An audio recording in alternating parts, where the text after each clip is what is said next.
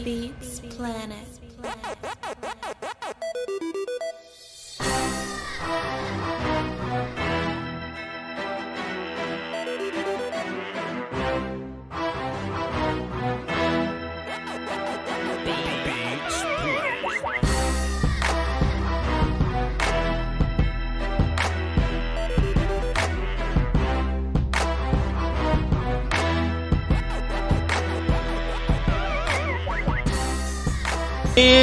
We are back.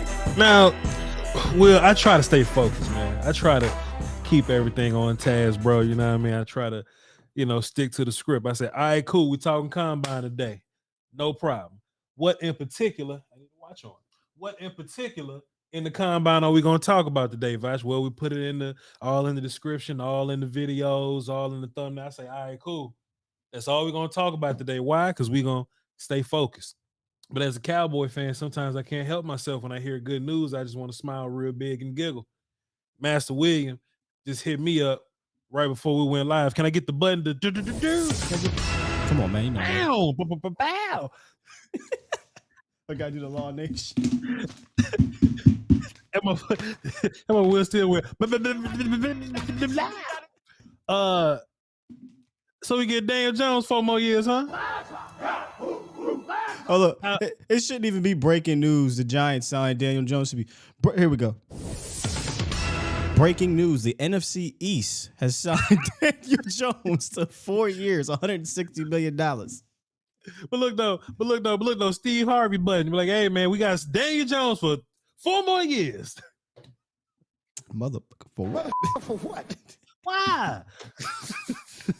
But hey, it ain't my team. Shouts out to him. So if there's any Giants fans that's tuned in and expecting us to say something positive about Daniel Jones, y'all should have got Derek Carr or something. I mean, you know what I'm saying? My bad. But is this breaking news worth talking about? Because this is the All 32 show, Will Steele. So like, is this even worth mentioning? Because I don't think that the Giants were a possible trade up to go get they should be a trade up to go get a quarterback team, but they running with Daniel Jones. Will Steele, do we say something about this? Look, if I was a Giants, I would have tried to go get Richardson. Straight up. Because the Dable did the same thing that, with Josh Allen that you want to see with Richardson. Which, by the way, put a pin in that because we'll be talking about him later. Yeah, we're going to talk a little bit about the combine performances, particularly how 2 players changed how the draft will be drafted. I think Nolan Smith provides big movement to draft boards, and we'll talk about that. And I'm not going to be told you so guy, man. Shouts out to Fusty King, loving the piece, man. He's notorious told you so guy. I refuse to be that dude. But we'll talk about Nolan Smith. Watching Nolan Smith, people should have known Will Steele. I put my film sessions out in a very particular order. Like, you ain't gonna see me put a film session on somebody ranked 30th in February. You know what I'm saying? You're not gonna get that. But like, Voch, who's the dude from Central Illinois Community College? And it's December. Somebody wanted to be talking about. I put Jalen Carter, Nolan Smith in that order. Then I put Will Anderson. But that wasn't no accident. But we'll talk about him and what he does for the draft. We'll talk about Anthony Richardson because I think he does big things for a draft movement. At the end of the day, I am a Cowboy fan. This is an all 32 production, so we'll talk about what this means for any team in the top 5, really. Will Steele. I think all them mock drafts that had, Anthony Richardson going like 16, 18, I think that's about done. And of course, this will give us a pretty good opportunity to just generally talk about what I feel about these guys. Let's pull up Tankathon because I ain't got all y'all draft positions at the top of my head like that. I just don't, I don't be caring about y'all like that. Here we go. So we will get to that at some point. Let's do it now. How about this? Will Steele. Let's not talk about Anthony Richardson and Jalen Carter right this second. I mean, pardon me, Nolan Smith. Jalen Carter didn't do nothing. Because I've been wanting to talk about this since yesterday, Will Steele. I badly want to talk about Darnell Washington. Badly. We're probably going to talk about Darnell Washington tomorrow, and we're probably going to talk about Darnell Washington again Thursday. I just want to ask you one quick question. You can answer it fast, yes or no question. Then I'm going to get into my take about Darnell Washington. Is he a 26 overall guy for you? You only giving me yes or no. Okay, please. You can go ahead. Expound. I ain't gonna hold you. If y'all watched my show this morning, I talked about how I need to be talked off the ledge of Darnell Washington, meaning I've seen enough that I like. Now talk me into why I shouldn't draft him. And I think for round 1 tight end is probably the biggest reason. The second being, y'all know me, I like Jake Ferguson. I think Jake Ferguson, it can be that guy. I don't really necessarily need a tight end, but but Jake ain't Darnell Washington. Voch. That's what, you know what I'm saying? Like, that's what kills me, is that he's a phenomenal blocker and he has that athleticism to do some crazy things as a pass catcher. So look, I'm not saying they should, but if they do, I don't think I'm gonna be mad. Is that fair? We have to be careful. We have to be careful when we talk about tight ends. Yeah. Right. Yeah. If I ask you to name off the best tight ends in the league, you'll say Kelsey, Kittle, right, Andrews, Waller, Goddard. You'll say those guys. Right. Even if you want to slide Schultz in there, fine. None of them dudes first round picks, bro. Right. None of them dudes first round picks. And it seems like those 6 or so tight ends, they set the expectation for, or they set the idea of moving tight ends up the board, right? Of course, when you drafting Travis Kelce, Cincinnati or something like that, I forgot where he went to school. When you draft a guy like Travis Kelce, yeah, he may not be a first round pick, but once you have what Travis Kelce's end result is, now you go, all right, let me get one of them cats, right? The same could be said about a lot of guys, right? Like Pat Mahomes didn't go first overall, but if you can find a dude like him, he goes there. Michael Parsons is not a dude that went first overall, but if you can find one like him, he goes there, right? Of course, when you find the end result, you want to overdraft, you know, what that could be. Here's my issue, right? Tight ends just don't really pan out like that, right? TJ Hawkinson, these Noah Fant characters that we get real excited about, you know what I'm saying? They was on the same team, by the way. Iowa just push these guys out, right? Like all these dudes that we get real excited about, right? Jelani Woods was a character that, you know, it was like, yo, Voch, Jelani Woods, Virginia, athlete, boom, boom, boom. Can we? And I was just like, but see, the difference with Jelani and Darnell was, I think Jelani was always looked at as, is this a guy you can get in round 3 or 4? And that's where he went. You talking about round 1. And this is my problem. And historically speaking, round 1 tight ends, it don't always work out. It don't work. And this is my problem with the whole Darnell thing, right? Are you floor guy or are you ceiling guy? Right? We could go, boy, Darnell Washington finna be that downfield threat that we've been looking for. You hoping he can be that, right? You hoping he could be that. I was using this example. I went to Twitter and I was like, is Darnell Washington gonna be what OJ Howard was supposed to be? Right? I remember watching OJ Howard, Alabama, right? I don't know. I can't vouch for what happened to OJ Howard in the league. I don't know what the fuck happened to him. But OJ Howard in Alabama, we have this joke on the show in case you watching, you brand new. We call these tight ends, these wide receivers that block their ass, so we call them wide guards. OJ Howard was a wide guard, big as hell, strong as hell, fantastic, and he may have had 20 catches all year. You had to dig and find him. You had to call fucking Indiana Jones to go find him, right? But when you saw those handful of catches, OJ Howard showed you special, right? Darnell Wright's kind of a guy like that, right? You go find that one catch a game he had here, and you go, or you find that game where he had 2 catches, you go, or this one-handed catch over the sideline in this game, and you go, damn, can he do that consistently, right? That's how you feel. But the big thing about Darnell that sells you to him, and you got to be ceiling guy to believe this, right? Partially floor guy, but really ceiling guy to believe this. Floor guy, I think he can block anybody in any blocking scheme. Defensive ends, because he's big as hell too, right? Yeah. And then we saw him do the gauntlet a little bit. We saw him do some of the pass catching drills, and we saw some of the other little shit. Okay, cool. His blocking has a high-ass floor, but the ceiling of his receiver ability, right? If he can harness all of these things, you can make an argument for drafting him like a TJ Hawkinson type character. Hawkinson went like what, 12 or something like that? Yeah, top 15 pick. It might be top 10, might be 10. Man, if you get everything that you think you can get from Washington, boy, you can justify vouching him like you would draft a TJ Hawkinson, because in your mind, oh, he's gonna come right into the league. He's gonna be a Travis Kelce type character that can block real good. But this is my problem though, Will Steele.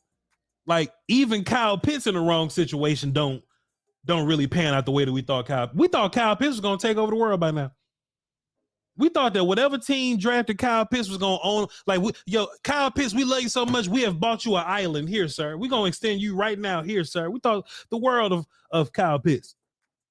And I sound phony saying this, Will Steele, because a part of me look at Darnell Washington blocking defensive ends, bro, and running over corners and smoking linebackers and pass protection like a mug. Meanwhile, Georgia throwing to the other tight end. I forgot the character's name.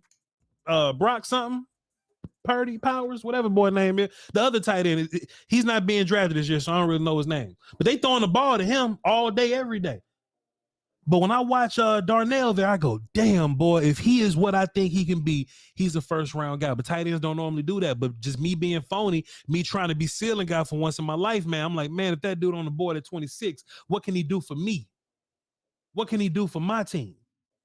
And I do think he's more equipped to be a fresh out the box guy because I think he's special as a blocker. But we don't know what he's going to do in the receiver game. He could be the boy that played basketball at Baylor, but was a rapper, and he played tight end for us, but he couldn't. Rico Gathers. Nah.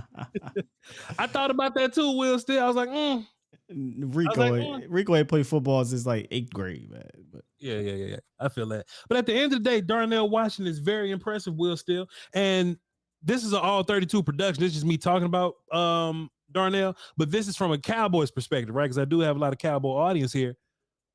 If there's any tight end that I would take in the first round, like I would be hurt if it's Darnell, because I feel like there are other players that would be on the board that can help me. But Darnell gives you something that you ain't got already. And it's just me talking to Cowboy fans right now. We'll still say he gonna talk about this all day tomorrow. You have a Kincaid type character, just I'm more of a wide receiver. I'm more of a downfield guy. I'm more of a, big slot type of dude. I'm a willing blocker, but I don't block that great. We have a Peyton Hendershot already, right? I think Jake Ferguson is a complete style tight end, with high yak ability and athleticism, right? So I think what you have in Ferguson can be, kind of like a redundancy if you was to draft like the kid from Iowa and throw him on the team and be like, all right, cool, but you're gonna take Jake Ferguson's job. I don't think that's first round pick worthy, right? But Darnell Washington is the only dude so far that you can draft in the first round that ain't what you got so far. Now, if we had to play the Voch game, Will Steele, I love me some Voch game. Chat, I want y'all to play the Voch game with me real fast. In the chat, I'm gonna name 2 players. You tell me which one you would rather have. And just so the timing don't get messed up, you just type in Washington over whoever I say, right? Would you rather have Darnell Washington or Nolan Smith? Darnell Washington or let me just play along too. I'm taking Smith over goddamn Darnell White. Would you say like best corner available versus Darnell Washington, right? Like if their corner is like Deontay Banks or something, him versus Darnell Washington. Answer that question. Or if Jackson Smith and Jigba is there, do you take Darnell Washington over him? Yeah. See, so I think we have to have the conversation of who's on board. We enjoy the player, right? We like the player in Darnell Washington, but we don't like him more than a bunch of other dudes. And so you're talking about a situation if you're completely wiped in a way, you don't want to trade back. You take, because Washington, let's just be real, it would be a luxury. Yeah. Right? That's a luxury pick. And then if you pick him, one of the things that I believe we got to talk about too is it a Mike McCarthy fit or whoever it be, Brian Dable, whomever, is it a fit for that particular team? And here, I think he would be because they want to run the ball a little bit. And they want a guy that can really run block and then work off that play action, work the seams. I think he'd be able to do those things, but I think you got that already in Jake. He's just ain't a run blocker like this guy. This guy is an extended offensive tackle. So yeah, man, I don't know where you're gonna have him ranked. You do your top 50 soon. You're gonna have the top 50. I don't think he's gonna be above a lot of those players. And then if I could just make this an all 32 production real fast for just whatever team, you have to think about who's going to be in that range. So I was having a conversation today with somebody on Twitter, and I try not to sound like an ass when I answer this, right? But there was like, Voch, if you could pick 3 guys that could be available for you, who would you want to pick? And I think that's a difficult ass question, right? Like if I'm Arizona, right? Like if I'm the Cardinals, I go, man, I hope Carter is there. I hope Will Anderson is there. If Carter's not there, if not, I can go get. If I don't like Kyler, I get a quarterback. I trade back. I get Tyree. Like you got answers there. If you like top 3 or something. If you're way at the back of the draft, so I guess not all 32 productions, like all 15. So like 15 of y'all got this or whatever. It's certain guys, right? Certain guys in this draft. So let's just take a guy like Jordan Addison, wide receiver, USC. If he goes 12th overall, you wouldn't be surprised. If he goes 20th overall, you wouldn't be surprised. If he goes 29th overall, you wouldn't be surprised. And there are many guys like that, right? Once you get past your first 3 corners or so, right? Once you get past Gonzalez, Witherspoon, and Porter Jr., right? Emmanuel can go anywhere. Banks can go anywhere. You know what I'm saying? So I think the pool is so big. So when the person asks me, yo, Voch, who you think about drafting at 26? I say, well, there's 3 wide receivers I like. There's probably going to be 1 of 3 cornerbacks that'll be there.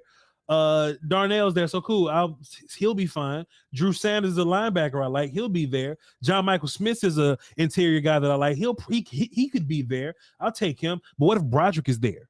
Right? I don't think Paris is gonna fall very much, but what if Anton is there? Anton Harrison from Oklahoma, left tackle Oklahoma, right? What if he's there? So what ends up happening is just based on how this talent is gonna be pulled up or whatever, pulled together. Skoronski not gonna make it to 26.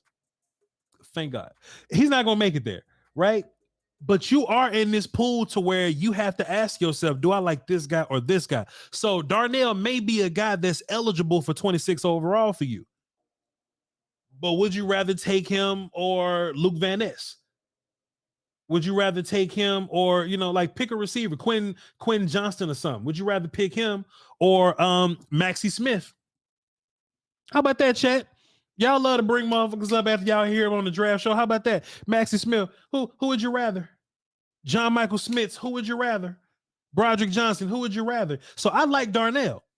I love Darnell. And in my mind, he could be a 26 overall guy, Will Steele. But if I start to list all the dudes that I think can be available at 20, if you put Kincaid on the list, he might even be the best tight end you want, right? Kincaid from Utah, tight end. Once you start to list all those dudes off, you go, damn, boy, I mean, Darnell's a 26 guy, but he could make it a 45.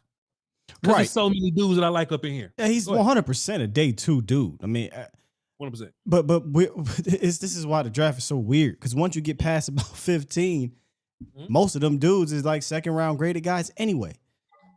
So, but it goes back to what I was saying. I like the player, but I'm pretty sure there's going to be a ton of dudes that we'd like above them.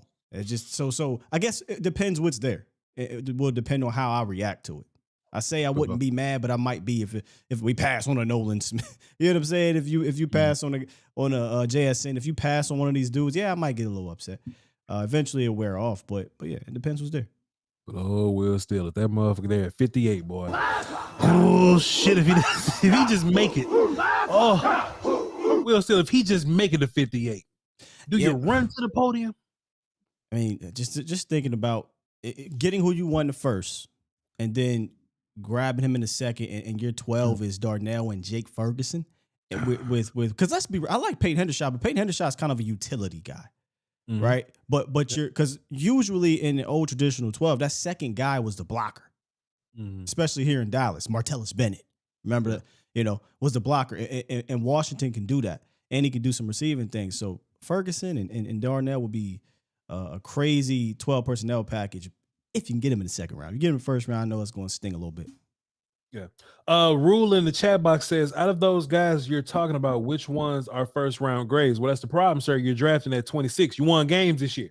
You see what I'm saying? And that's the, we don't get to pick Tyree Wilson this year. Like we won too many games. So we're picking at the back of the first. So none of these dudes probably got first round picks on them.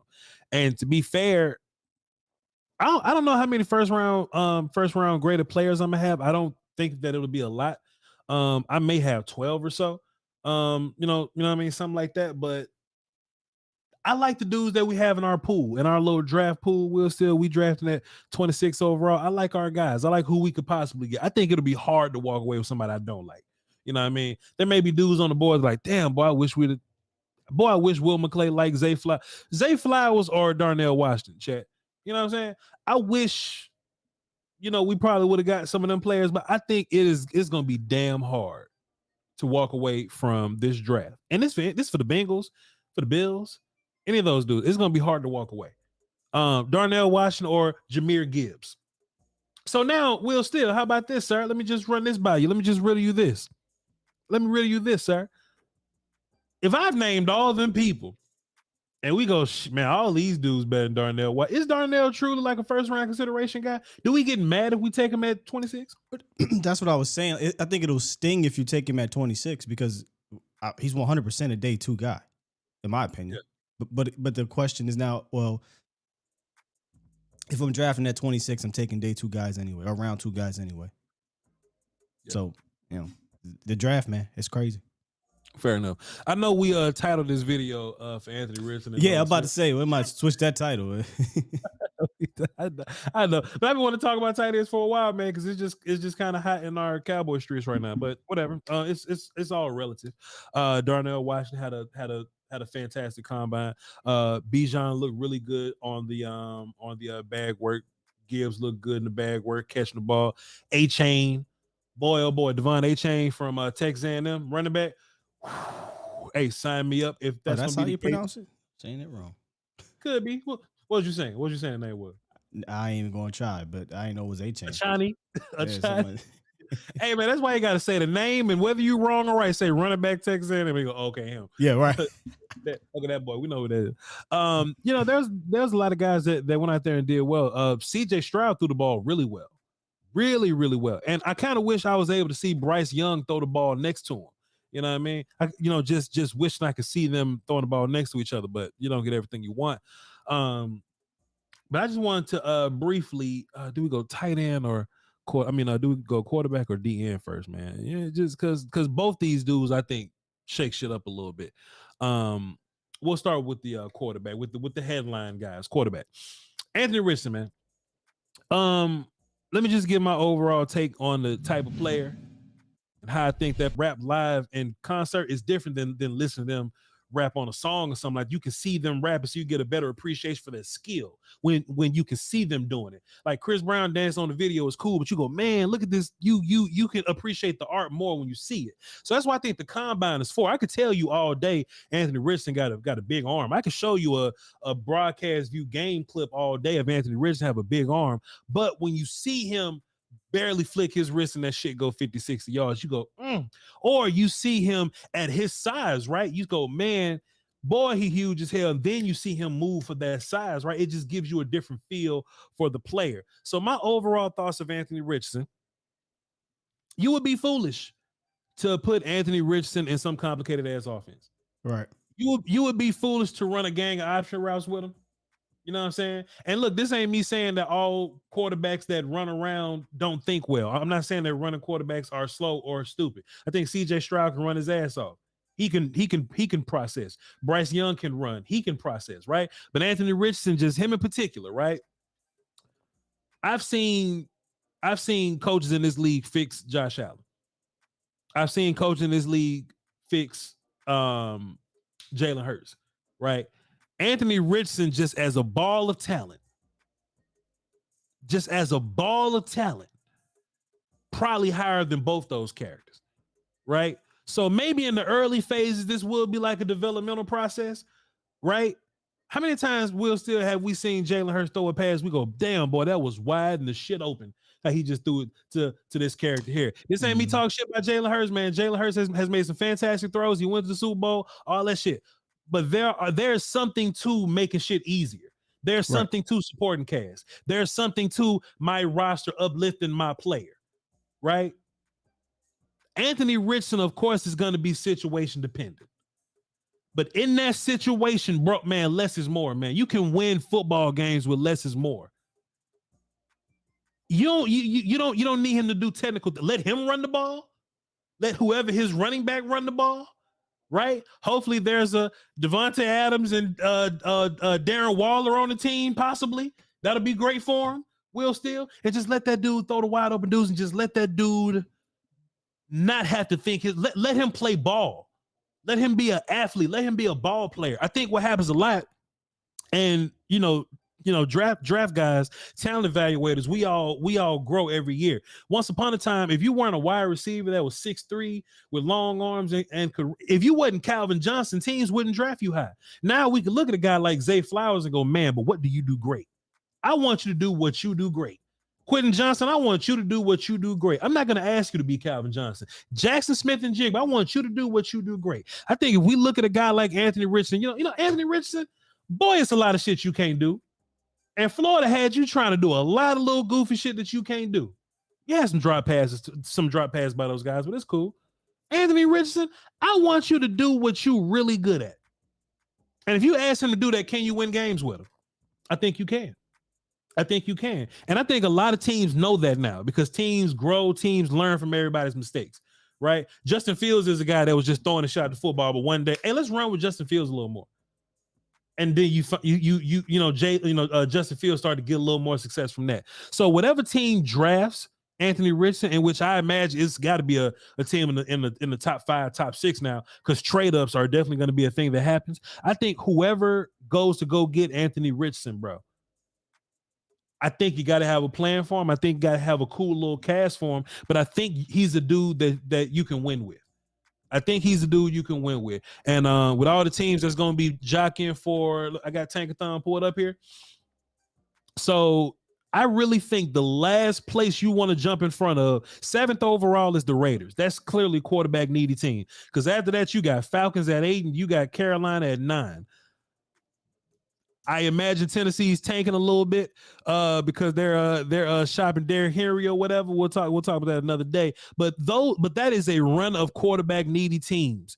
Jets after that, Patriots after that, right? Washington Football Wizards at 16. So in my mind, I think there's going to be 4 quarterbacks that go. So I think teams are going to be jockeying to get in front of shit, man. You got Houston at 2. You know what I'm saying? If you the Bears, you're like, hey, man, shuffle the deck a little bit. Let me go and get my guy to make sure Texas don't get my guy. That Cardinals pick. Hey, let me come get right here to make sure the Colts don't get my guy. And that's 4 picks right there. That's 1 through 4 right there. So you got to make sure you're not the one, counting the money. You ain't the one with the empty bag. So I think a lot of shit is gonna happen at the top of the draft because I think there's so much hype behind Anthony Richardson now. Will, what did you have to say about Anthony Richardson if you had anything to say about Anthony Richardson? I think the best spot for him would be those teams that aren't drafting up there, unfortunately, because he gets a chance to sit back for a year or two and kind of learn how to be a professional quarterback. I think you can win with him given the right situation, given the right plan. I don't think it's right away. I think, and I don't know what his psyche is. I don't know what his mental is about. I didn't do that much homework. Is this a guy that can deal with adversity? Because there's going to be a ton given his issues as a passer right now in a processor. He's going to run into some problems. And man, seen a lot of quarterbacks come in that wasn't quite ready, and their mentality gets shot, right? Their confidence gets shot, and now you're digging yourself into a deeper hole. I think the ideal situation for him would be kind of like Pat. When Pat Mahomes came in and he sat behind Alex Smith for an entire season with a quarterback guru like a Andy Reid. Problem is, you ain't getting that in the first 10 picks. You're likely coming in having to play right now. So your guy better be good. Your coach better be good. Your organization better be good. Your cast better be good. And you better have a system that fits him because he's going to run into some adversity, and we'll see how he handles it. But I think the most ideal situation would be come in, sit for a year, learn to be a pro, learn the playbook, learn the NFL, right? And then if that guy that's above him ain't ready, the next season, take his job and let's move. So I know I'm about to say your name right now. I'm just so sorry. You're in the chat box right now. Sven Krautsberg. Tell me if I'm saying that right. If that's racist, I apologize for putting an extra on there. He says, okay, if any team loads the box, Richardson is screwed because he can't throw. Hurts was way better as a thrower with his RPOs. Got a lot on that. I got a lot to say about that. I remember watching CD Lamb. I remember watching film on CD Lamb, and I just remember telling myself, I was like, man, boy, CD Lamb would be so much better if Jalen Hurts just throw the ball like right to him and not hold the ball and get sacked or whatever, or just hold the ball and run or something like that. So, or just I don't think overthrow he him. remember Jalen Hurts' first and second year, bro. I think Super Bowl Eagles Jalen Hurts has clouded the mind of draft fans, and that's okay. But listen, bro. Listen, man. We're not gonna sit up here and pretend like Anthony Richardson gonna be missing wide open people, though. Like we're not gonna pretend like Anthony Richardson just can't throw at all. Like that's nonsense, bro. He may have his accuracy issues, and I do think a lot of that is like mechanics based or whatever that can be fixed. Because look, Josh Allen couldn't throw slants. And Jalen Hurts couldn't throw a lot of shit. I think you can fix a lot of things with just simple mechanics. But to your point about loading the box, what you think they was doing against Florida? what you think they was doing against Florida, motherfucker? Like they was loading the box then. It was loading the box then, man. But you work your way out of that, man. Coaching is everything. Because look, just as much as you can poke a hole in Anthony Richardson, I could poke a hole in Levis, I can poke a hole in Stroud, I could poke a hole in Bryce. You know what I'm saying? So there's many holes to be poked. I don't want to say pause. That ain't pause worthy, but but let's Phil Collins face. Phil Collins face. But let's just not pretend like Anthony Richardson just can't throw the ball to nobody. Am I saying he's the best quarterback in the draft? No, but I am saying that you can find a formula to win with Anthony Richardson. You can win with Anthony. You can win with Brock Purdy. You can win with Brock Purdy. You can win with Anthony Richardson. Get over yourself. Freddie Viz says, why do we franchise Tony Pollard? Because we needed to. Watch the video from yesterday. We talked about it all day. But appreciate your comment, though, sir. Somebody said I'm racist. Oh, goodness. I didn't know that saying his name like that was racist. My fault. Who said that? But anyway, go ahead, sir. No, I'm saying who said that? Must be new. Sven, and I hope this ain't the Sven guy said that? Sven Krasberg. He was the one that said it. Yeah, we have. He's probably on the volume. So, hey, welcome. Thanks for being here. But Nolan Smith, though, right? Let's move on to Nolan Smith and how he changed the draft a little bit, right? And after this comment, we're gonna lock the phones and we're gonna get to him. Nolan Smith, I wasn't surprised about it. I wasn't super surprised about what I saw from Nolan Smith. Now, was I surprised at the level in which he was more athletic than everybody?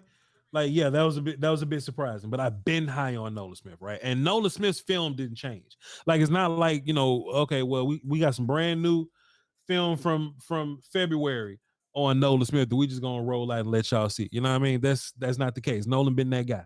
Nolan been a smooth, bursty kind of guy. He's been a top level pass rush for me. I think he's better than Myles Murphy. We'll talk about that later. I think he's fantastic in the run game. When I saw when I saw Nolan Smith like man cover a tight end, most time with these edge type dudes, they're like, all right, you drop back in coverage, but you just really, just dropped over to the flats or something and just looked out. Or you drop back to the hook and curl or something, you just looked out. Nolan Smith was man covering tight ends, ladies and gentlemen. You know what I'm saying? So when I watched Nolan Smith, I'm like, man, I see that athleticism and I see that burst in him. And when I was hyping him up, not purposely hyping him up, but I was just saying what I liked about the player. It was like, but Voch, what about his production? Man, y'all know how the Georgia kids do, man. Y'all know they rotate the Georgia kids. Jalen Carter doesn't have top tier production, but you can watch the film, you can see it. I watched Nolan Smith and I could see it on film, right? So what was upsetting about me is when I was talking about this, I saw all of the mocks, all the rankings, they had Nolan Smith in the 30s somewhere. They had him as a high second round, mid second round kind of guy. When people were doing their PFF mock drafts, they said, oh, Voch, Nolan Smith is always available for the Cowboys. They even give me an F grade when I draft Nolan Smith at 26 overall. I'm like, yeah, that's unfortunate. That's sad. I hate that because I love Nolan Smith as a player. And I'm glad I just trust my eyes. I tell everybody, trust your own eyes, man. But all of a sudden, he has this fantastic combine, and he just ain't gonna be available at 26 no more. And that's something. Will Steele. Nolan was a guy that I was like, man, I'm banging on the table to get that dude in some meeting room with Dan Quinn to let that dude work with Micah Parsons and Sam Williams. Like, boy, what the things you can do. I like Nolan Smith so much, man. I just totally avoided all the other Cowboy needs. Like, man, I would live with cornerback 2. I would live with wide receiver 2. I would live with offensive line if I can get Nolan Smith. Will still seems like Nolan Smith has shown his ass so much at this combine. He ain't even going to be available for us. And that hurts. That hurts. And I'm trying to be as realistic about this as possible. I don't see Nolan Smith as an option for 26 anymore. 25. I keep forgetting the Cowboys pick. The 32 thing is weird. I just don't see Nolan Smith as a 26 eligible guy anymore. I think that dude's gonna be going to the teams, man. Like, if anybody made themselves the most money, I think Nolan Smith's hype wise, right? Because he's been this player, but hype wise, I think he's propelled himself into the first round. Chat, let me ask y'all. I'm gonna ask Will, of course. Chat, do y'all think that Nolan Smith is gonna be available at 26? And I only say at 26 because I'm a Cowboys fan or whatever. But like, if you're a Ravens fan watching the show, are you trying to take Nolan Smith at your pick? Let me go back to Tankathon. Ravens at 23. What if you the Seahawks at 20? What if you the Lions at 18? If you the Lions at 18 and you put out this big offensive output all year, and Jameson Williams going to be coming back, he's going to be a year, from his knee surgery or whatever. You go, hey man, let's just double up on defense and do our thing. And you have the opportunity to walk away with Nolan Smith and freaking, I don't know, just pick the best dude that's going to be there at 6 overall for you. You know what I'm saying? I don't even think he's going to be a dude that I could even think about draft day. Let me see. I wish maybe I think closer to top 10 for Nolan Smith. I want to hear from Nick Gash because Nick Gash had Nolan Smith as a 5th round pick. And I got to hear from him. I want to know if he changed his goddamn mind. I'm curious. He said, yeah, Voch, I had him as a 4th rounder, and then I did a little bit more homework, and according to my calculations, Nick Gash, I need to hear from you, dog. I need to hear from you, bro. But yeah, man, Nick will call in one day and we'll hear from him. But yeah, man, Nolan, Nick my killing dream it on Instagram. Shout out to Nick. Shouts out to Nick Gash, man, putting his Nick would be a big time YouTuber if he just listened to Voch Lombardi, but it's okay. He old now, don't nobody care about him when he old, but when he was 15 doing draft analysis, he could have blowed up. But he's 19, so don't nobody care now. Will, this whole dream of Nolan Smith to my beloved Cowboys, man, is it over? I think so. I told you this yesterday. I don't think this draft class and I could be wrong because I'm no draft guru. I was saying this morning, I lean on you guys and people that I trust. This doesn't seem like some outstanding defensive end draft class, Voch. It doesn't. I think it's a lot of day 2 guys. I think there's a lot of it depends. If you're looking for like starters, you're looking for MFers, you know what I mean? This ain't really a big year for ends, you know what I'm saying? Maybe I should say top heavy. Yeah, sure. But there's guys like B.J. Ojolari, Will McDonald, Keon White, Foskey's a guy, Felix a guy, Derek Hall is a Cowboy guy. So yeah, there's some ends, but at the top of the top, yeah. Yeah. So if that's the case, I think he'd be gone. Yeah, pretty early. And then we're just talking about the money 5. I know what you call it, Will said, the money 5. Edge is money 5, man. So you take Nolan Smith, who didn't he run faster than Jalen Hyatt? Am I wrong? I think he got pissed he didn't run lower than a 4.4. Yeah. Some like he. So let's just say your edge player ran as fast as Jalen Hyatt, bro. Basically, yeah. Basically, you know what I'm saying? I'm like, bro, like it just hurts me so bad. It hurts me, one, because he's not available. He's not available for my team. But man, this brand new hype. I hate to be that guy. Don't you hate them dudes? I'm like, oh, I was listening to DJ Cucumber Slice way before everybody was, and now everybody listening to him. I normally hate that guy, but Will, I feel like that guy, man. It is what it is. Let's just hope. I ain't gonna say. I was about to say something, give me canceled, but I ain't gonna say it. We don't want no gas masks. We don't want no guns underneath. I was gonna say so. I'll give you those good. I'm just saying the PG shit. All right, man. Let's lock the phones up. The conference has been locked. Let's hear what y'all got to say, man. Y'all can talk to us about Anthony Richardson. You can talk to us about Nolan Smith, guys that made money in the combine process. I'm sure a lot of you want to talk about Darnell Washington. So hey, this is your show, but we're here to hear from you. We're here to hear from you. Let's start out with Lamont. We ain't heard from Lamont in a minute. What's up, Lamont? He being nice. This ain't y'all show. We Yeah, this is appreciate y'all being definitely here. we will cut y'all all the way. Okay, my bad, Lamont. Go ahead. My bad, please. Lamont. Please, Lamont. I'll let you No, finish. you Go ahead. good, you good. I'll let you finish. Go ahead. Hey, so I was thinking the perfect situation for Anthony Richardson if he fell to Yeah.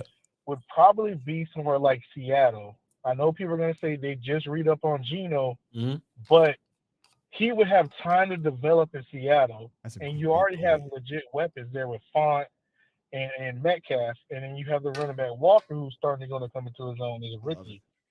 They're building the offensive line together. Mhm. To me, that is a good spot for him. And on top of that, they probably can go in while they're waiting on him to develop, they could be building that defense to make another run in about 3 to 4 years while they're waiting for him to develop. You don't want to develop I in just 3 or want to 4 know years. what's your take on that situation as far as him Right. going to a Seattle for them to rebuild around him. Love it. I mean, Geno just got a big contract, but all that shit ain't guaranteed. And I think Geno's making like 50-something million in his first year. Like it's like front loaded or whatever. So And incentive based, a lot of incentives to get to reach that 105. yeah, so I don't hate that. I don't hate the Raiders, like I was kind of alluding to earlier. Like these teams that got pieces in place, right? Like if you took Anthony Richardson and dropped him on the, just pick a team that ain't got receivers, they ain't got nothing, tight end, O-line, they ain't got nothing. If you drop him on one of them teams, then yeah, you're probably gonna have problems with Anthony Richardson. But there exists this world. I got a messy ass question for Will Steele later on, but go ahead though. I think another aspect to the Geno Smith, Richardson AR-15 to Seattle that I like is Pete Carroll. Pete Carroll is a young players type of coach, and you get him, with Pete Carroll. And I understand people don't like Pete Carroll on quarterbacks, but these newer quarterbacks, these young quarterbacks tend, and I know Geno ain't young, but he knew. He tends to reach him, man. He's a players type of guy. And you sit behind Geno for probably going to be about 2 years. They can get out of that contract in 2 years. I love it because you get 5 years with him in the first round. 2 of those 3 years in the contract for Geno. He could, learn behind Geno. If he gets hurt, he gets in there to show something. Honestly, that's probably the best spot in that top 10. Okay. And so if you have the choice, the number one position between so if you have the best, let me ask you this. If you have Darnell Washington on the board at 26, and then you have let's say maybe the third or fourth best cornerback waiting there, what would be your choice at that time in perspective? So like Darnell versus like Porter Jr. or something? Yes. I'm taking Porter Jr. Yeah. Okay. All right. That's all I got, y'all. All right, cool. Appreciate it. Appreciate it. Easy peasy. I think I'm taking like Cam Smith over Darnell. I'm taking like a lot of those corners. Yeah. I mean, Ringo may be like a second round pick now. I'm just thinking based on like draft. You can feel the draft at some point, right? Guys like that probably be a second round pick now. But yeah, I'm taking if it's a corner that I feel really good about, I'm taking that dude over tight end. One, because I think he's a better player, and I know what Joey Porter is. And two, money 5. He's a corner, He's a corner. Let's get into it. Will Steele actually said it perfectly. Like tight end is a luxury position. Now you want to build everything else around whatever you got then. And so Will Steele, so like let me just challenge you a little bit, right? Devil's advocate. Is it really a luxury position? But we talk about the teams that win every year. We talk about some of these matchup things we could do with these tight ends. If you look at the playoff teams, we look at Goddard, Kittle, Kelsey were there. Like those were like big weapon dudes in those runs, right? Like, is tight end still a luxury position? Luxury for Dallas. I don't know about any other team. I don't know. I have to look at their roster. But I think you got a Jake Ferguson and Peyton Hendershot. I don't think you're pressing to get a first round tight end. But if you're Washington, right, and they were picking that 26, yeah, maybe they would look at a Darnell Washington. 2 questions, Will said, and this might be slightly messy, but Fuck it, we just a show talking, man. I ain't saying this is my idea because you love to make me feel silly, but I just want to have a conversation that might be a little messy. You think the Ravens are a candidate to trade up to go get Anthony Richardson? I don't. I'm not. You want to ask your man's. You Baltimore Ravens fan? Yeah. I'm not plugged in enough, but they just tagged my man. So I mean, it's non-exclusive, so teams can negotiate and then they can match. So it's like they want him, but they don't really want him. So it all depends on what happens with this situation with Lamar Jackson. If he doesn't come back, then hell yeah. Is Greg Roman still there? I don't think so. No. They got cat from Georgia. Will Steele, don't cuss me out, man. Please don't cuss me out. Whatever you do, just don't cuss me out. What you think about Anthony Richardson at 10th overall? Who's that? Oh, Philly. Eagles. Wow. Again, where Alex at? He would lose his everlasting mind. Now, Will Steele, this ain't me being messy, right? No way. Not a chance to do that. This ain't me being messy, Will Steele. But let's just say GM wise, right? What if you're of the type that says, hey, man, I kind of like this cheap quarterback, put everything around, put everything else around them type setup, right? And if we can fix we can fix this kid that probably got more physical talent, they got more athleticism, right? You know what I'm saying? You start to look at you start to look like, damn, boy, I gotta sign all these dudes. Man, I can keep all these guys and we could just, man, like, I mean, we could get even messier if you want. You know what I'm saying? Because I'll play with you. I'll play this game with you here with this Philly thing. In a normal world, absolutely not, because he's a quarterback, and I'm gonna get to this in a second. Right. It's quarterback. Mm-hmm. He's the leader of the organization. People follow Jalen Hurts down there. He is I believe he's a franchise quarterback. I truly do believe that, and I've already given my description of what a franchise quarterback is: a guy you can build around and you can trust with the organization. And he's a leader of men, and people can follow him. Mm-hmm. Here's a problem. Mm-hmm. He's also a franchise running back. so yo, Will said they about to change that rule. You can't push people on the quarterback sneak no more. That's 10 touchdowns right there, Will. Still, come on, man. Hear me out. If he gonna be a franchise running back too, how many carries he get? 150, 160, something crazy? I could be exaggerating. I'm just saying. If he's gonna be carrying the ball like that, you could say, well, damn it, I'll recycle the motherfucker and go get me another running quarterback. You give them same kind of carries to them same easy, wide open ass throw. Look, somebody in the chat was like, drafting a quarterback that can't throw. No, thank you. Bro, y'all forgot what y'all was saying about Jalen Hurts, bro. Jalen Hurts is the same situation. He just got a scheme and a team that put him in the best situation to succeed. Again, traditional quarterback, franchise quarterback, I'm not even entertaining it. But he also a franchise running back. So that changed the conversations. Franchise running backs, I don't like to pay second contracts to. I digress. Because look, now think about this, man. When you a quarterback and you take all those hits, man, think about Cam Newton's career. You know what I'm saying? Like them Lamar dudes Jackson, bro. Yeah. So that's why when we look at Josh out, like, yo, Josh, man, will you stop jumping over piles and shit? Like, will you just slide? You know what I mean? Because all that shit adds up. It does. And Jalen he's a power running back. You know what I'm saying? So just in my mind, look, I'm not saying it's gonna happen because I do believe in locker room culture, leadership, continuity. I do believe in that. But from a team building perspective, they wouldn't do it. How comfortable are them dudes that just giving 50 mil to just 50 whatever? However it fit. I do it on Madden. Oh yeah, for sure. Yeah, I do it on Madden and flip Jalen Hurts. Yeah, get a couple perfect Jalen Hurts and put it. I think it's interesting, man. I think it's interesting. with AR on that team with that scheme. Yeah. But damn, that is a fun question to give. Yeah, I mean, it's not happening. But if you really dive into it, you could talk yourself into reasons why. I mean, Jalen Hurts got dinged up last year because he's running. He's gonna keep running. Can he develop into just a pass? Hey man, it's a lot of layers to that. Jalen Hurts ran 165 times, Kyle. 165 times. And goddamn Tony ain't even run that much. Goddamn Tony Pollard. Tony Pollard ain't even run that goddamn much. But Will Steele, man, I just don't want people to forget.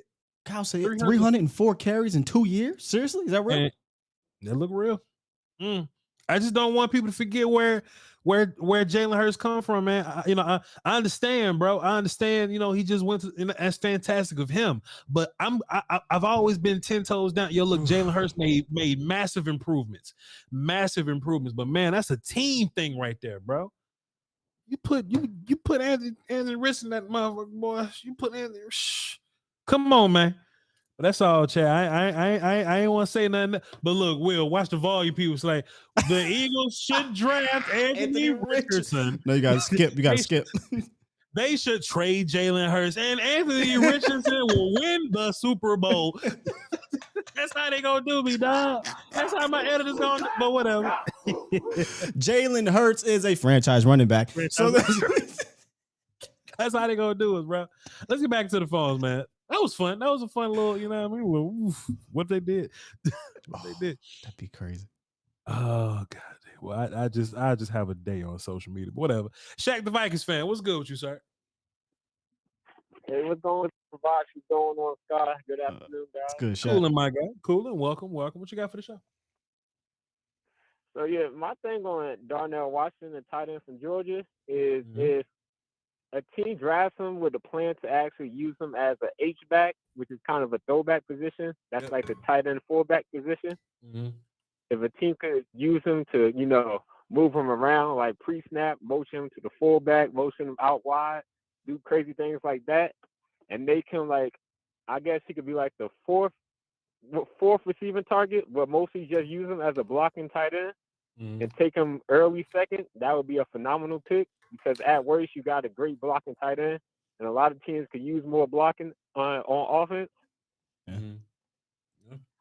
Fair enough. Like I said, he's not like the other tight ends in that way. Like I really think of him very highly as a blocker, but boy, he's ultimate ceiling dude. Like you got to be ceiling dude to buy into him. Like I've seen Kincaid go crazy in the passing game, receiving game. Go watch his USC film. You know what I mean? Like I've seen him put together those games like that, bro. And we're just projecting for Darnell Washington. But hey, I like both players, but I don't think he's going to be a guy for a lot of teams. Like these teams that's drafting the back in the first round, like your Vikings also.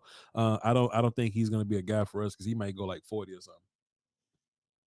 Yeah, well, I'm not talking about first round. I'm talking about early second. Oh, I'm sure. not really trying to take a tight first round.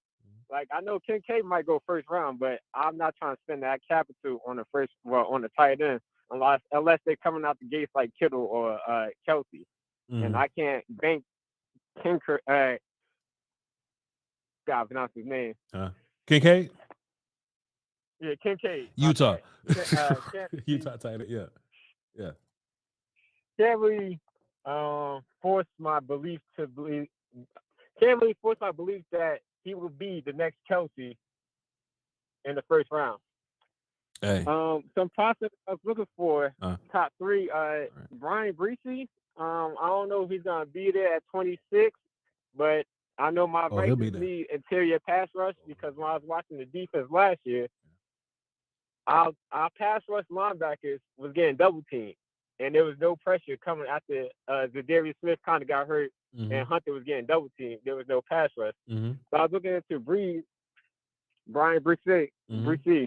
Yeah, Clemson, D tackle. Let me tell you something, Shaq. I would be thrilled if the Vikings took him because that means by no means Cowboys gonna take him. I would be thrilled if y'all just took him off the draft board for us.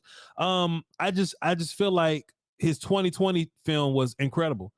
You know what I mean? Great movement, great burst, great explosion. But man, he tore that ACL and he had that list of adversity that he had to overcome. And Jeff just had a fantastic quote, man. Like, why do you want him to be a dude that he's not anymore? You know what I'm saying? And his 21 film and his 22, especially his 22 film with the knee brace on, it's just not the same as that early 2020 film. So if you take Brian Breesy, D tackle from Clemson, then I'll be fine with you doing that. I'll be happy with that. Shouts out to you. Yeah, I understand that, but the reason I'm still willing to take a chance on him is because when I watched his tape, he had a high motor, and a lot of players don't have that energy or that willpower to want to keep on going. I believe he could get somewhat back to that 2020 version if he puts in that time and effort. Well, because he's still young. He's not in his 30s and he tore his ACL. Like I said, you can roll that dice in the bathroom all you want to, sir. But I'm picking a gang of characters over Brian Bresee. Plus, I feel like if you just listen to how draft is sounding right now, like draft to tell you what's going on. I don't think Brian Breese's being looked at as a first round guy, around the league right now. I think teams worry about the knee and the other little things that he's been going through or whatnot. So, when some of these guys talk, just kind of listen to what the media dudes are saying to you, because they've heard it from somewhere. So there you go. But Shaq the Vikings fan, appreciate you, sir. All right, take care, Scott. Yes, sir. In the chat, I saw earlier to Aisha Morrison from DallasCowboys.com. They've been working your ass to death, huh, shorty? Living a dream. Look, that girl tired. You hear me? She tired. You hear me? Shouts out to you. I thought it was interesting, man. I was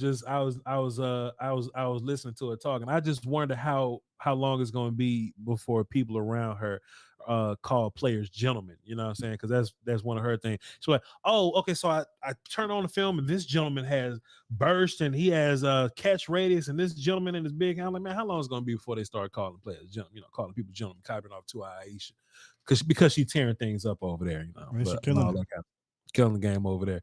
Take a nap though, but killing the game over there. Shouts out to her, because I will hear from it if I didn't shout out. You hear me?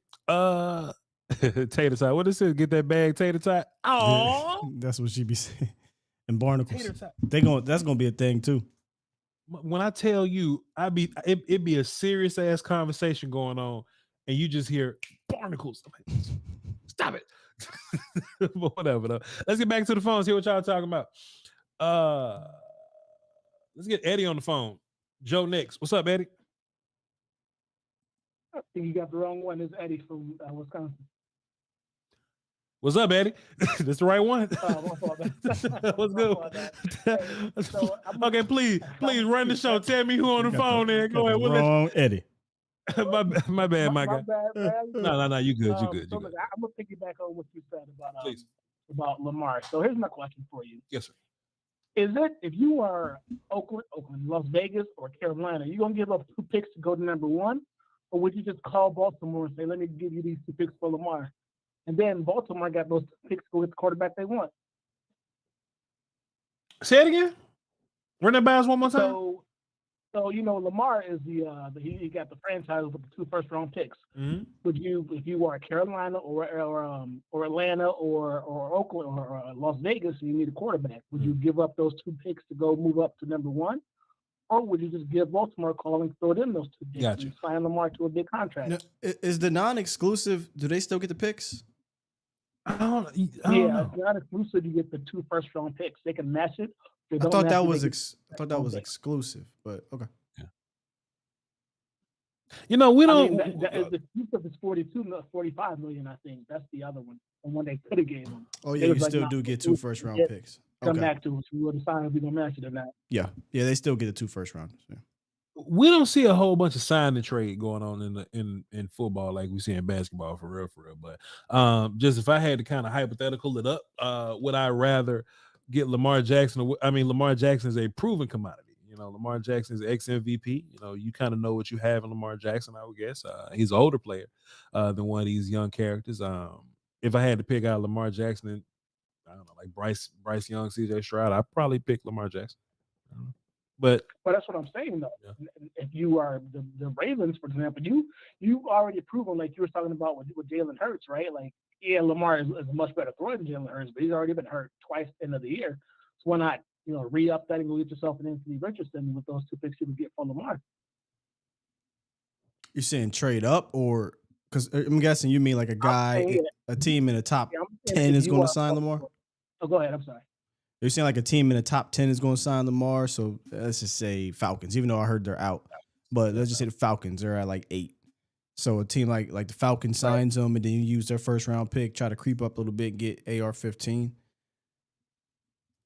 Right. I mean, if you're not going to sign Lamar, what are you doing then? Like, what are you rebuilding, right? Yeah, you better have your ducks in order. Right. You don't want to do that, and then and you're not able to sign up. Taking the time. Okay, sure, cool, good question. Appreciate you, Eddie. That's kind of maddening, you know what I mean? But then again, I don't know. It may or may not be. Maddening. You know, Baltimore's weird. They want him, but they don't. So they did a non-exclusive because they want to see his market. I think they're going to have other teams bid, and they'll decide if they want to do exactly what that guy said. If it's a team like Miami, I mean, they're not getting those first round picks until next year and the following year because they don't have a first round pick. You know what I'm saying? Just throwing out a team. So I guess it depends on the team. Who's in the bottom of it? I got Tankathon up. Yeah, I got Tankathon. I can play this game. What if it's San Fran? I'm just throwing stuff out. What if it's it won't be them anymore. It won't be them. There ain't too many teams in the bottom because they got their quarterbacks already. Tampa could have been the Giants, but could have been the Giants. Yeah, Tampa, San Fran, probably the only two that's sitting below 18. And Giants already signed their guy. Yeah. Let me ask you this though, Chat and Will Steele, either one of y'all can answer. Like, what's holding Baltimore up from signing Jackson? Like, what? Like, do they just not believe in the player, or has he just not showed them that he's good enough, or is it like an injury deal? Like, what's keeping them from signing him? I would guess they don't believe they can stay healthy enough, or maybe they just don't believe in him fully. Former MVP ain't really helped him out weapon wise. I don't think they've done him many favors. So it's a weird situation to me, man. Y'all really playing this hardball as if y'all was like, hey man, we gave you everything, you just couldn't get it done. Yeah, I'm telling you, man, the Eagles gonna get a quarterback, bro. I'm telling you, bro. Lamar Jackson can't get his money. Come on, man. I'm gonna move on though. I don't wanna start no shit today. I'm gonna get up out of here. Somebody in the chat says injuries. Greatness says he wants a fully guaranteed deal. I think he came out and said that that's not true. I mean, look, all that don't like if they really believed in a dude, they get it done. Like they, for whatever reason, they just don't believe something. Whether believe he can get it done, believe they can stay healthy, believe he's the guy long term. They don't believe in him, and that's just the bottom line. Because they would have signed the check. He's a franchise quarterback. You don't play with that. Here's a check. What you want? Here you go. Let's boogie. Let's go get some draft picks. Oh, I said, hold on, let me hit that button. I ain't mean to hit you. My bad. Joe, what up? Joe Sandberg, what's good with you? Doing well, Voch. How are you doing? Shit, life good. I can't complain.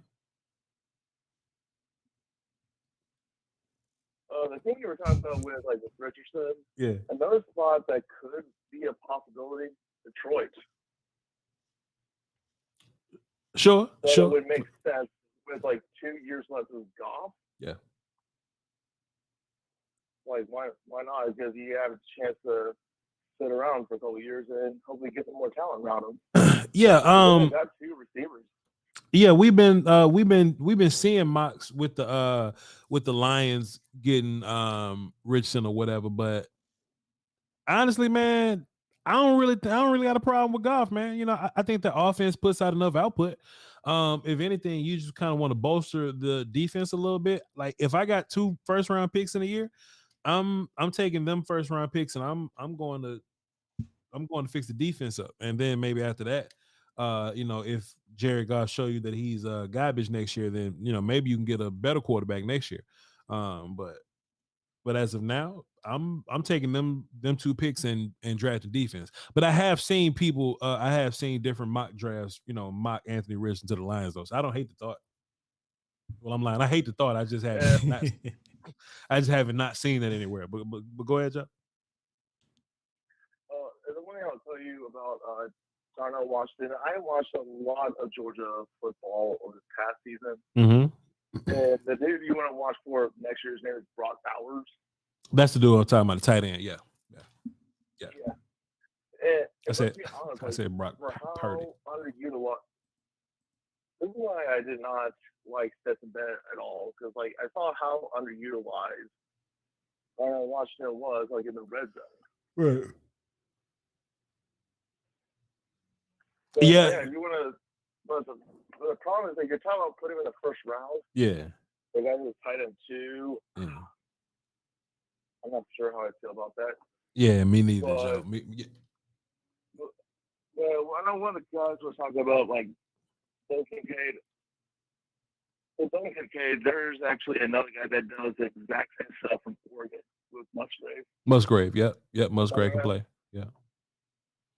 Yeah, you talk about they're pretty much exact same players. So on this tight end class, I don't like it as much as other people do, but hey, if that puts more players on the board, I'm all for it. Yeah, I feel you, Joe. Good call, man. Joe was basically saying that, you know, some people have been calling this tight end like an amazing tight end. I saw really? Yeah, I saw one of these characters, Daniel Jeremiah was like, oh, this may have been the best tight end class I've ever scouted. Wow. All right. It's like that. You know, I mean, I didn't. And again, I ain't like I looked at the 6th ranked tight end just quite yet, but it's like that. Okay. I really think your tight end is, for the most part, your tight end is a product of your offense or your quarterback. Like the Right. willingness to throw to that tight end. Facts. In my mind. You know, Dalton Schultz is no top tier tight end, but by the numbers, Dak Prescott gets the ball to him, Dalton Schultz can be a top 10 tight end for you. You know what I'm saying? If Dalton Schultz go play with Zach Wilson next year, is he going to be a top? You know, probably not. You know what I'm saying? So I just don't want to overthink this whole tight end thing. I just want to fix my little issues. I just want to fix my little issues and run with the 2 dudes that I got. 3 dudes, really. We got 3 dudes on this roster that I like already. And you know, Ian Bunting ain't stopping me from drafting somebody in the 5th, but I just like what you know, this factory thing that the Cowboys been doing. We draft a guy, we get rid of a guy. That's like a 4-year cycle of dudes. I kind of like that. DJ, what's good with you, sir? Hey, what's going on, guys? Great show as always. Salute. Everything good. Basically, I'm calling in. I got 2 things. Number one, this Darnell Washington thing. For me, and I haven't watched him. Let me just preface everything by saying I haven't watched him yet because my plug ain't posted nothing about Darnell Washington. For y'all who don't know, Voch is my plug. But tight end value, just in general, in my opinion personally, is tight end is the only position, if you count fullback, that a tight end is more valuable than is fullback. All 5 O-line positions, quarterback, running back, even all the wide receiver positions is more valuable than tight end. The highest rated tight end in recent history is Kyle Pitts. And that was mainly because he was a 6'8" wide receiver that could line up at the tight end position. And I feel like that's the real reason he had so much draw, so much hype. And even to this day, if you looked at it compared to the rest of the league, you would put Kelsey, Kittle, Mark Andrews, possibly Dallas Goedert, and then you're in a real conversation about saying Kyle Pitts is the 5th best tight end in the league already. And then even compared to my GOAT prospect as far as tight end goes is Vernon Davis. Man ran a 4.3, could run all the routes, make all the catches, make every single block possible. And even still, he overall, outside of what was it, 2011, he really had no, as far as team success, he really never got past first, second round of the playoffs until Jim Harbaugh and them got there and things were changed. But the rest of the team had to come along for him to be that guy. So, again, I haven't watched him, but just of my opinion on tight end, I do not like him at 26. Now, y'all been saying he's a round 2 guy, but if there's other guys in the 2nd round that are there, I wouldn't even take him in the 2nd. Yeah, I might take him in the 3rd, considering he is what y'all say he is, but that would be the other side I'd touch him. And then I came in to kind of expand on my Jalen Hyatt point from yesterday.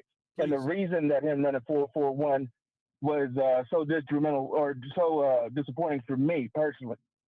Like, I get that speed isn't everything. Right. 40 is just a 40. It doesn't define them as a player. But this is my thing. Right.